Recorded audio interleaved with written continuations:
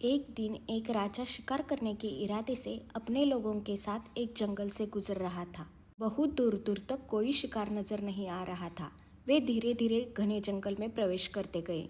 बस कुछ ही दूर गए थे कि उन्हें कुछ डाकुओं के छिपने की जगह दिखाई दी। जैसे ही वह लोग उनके पास पहुंचे कि पास के पेड़ पर बैठा तोता बोलने लगा, एक राजा आ रहा है, उसको पकड़ो, इसके पास बहुत सारा सामान है, लूटो लूटो, जल्दी आओ जल्दी आओ।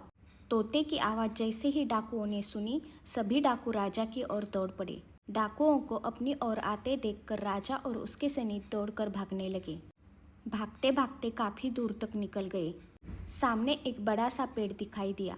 कुछ देर आराम करने के लिए उस पेड़ के पास चले गए। जैसे ही पेड़ के पास पहुंचे कि उस पेड़ पर बैठा तोता बोलने लगा, आओ राजा, हमारे साधु महात्मा की कुटिया में आपका स्वागत है।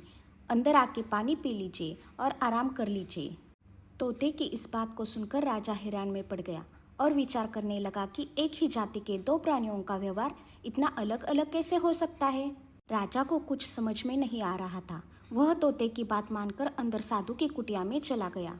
साधु महात्मा को प्रणाम कर उनके पास बैठ गया और अपनी सारी कहानी सुनाई और फिर धीरे से पूछा, ऋषिवर, इन दोनों तोतों के व्यवहार में इतना अंतर क्यों है?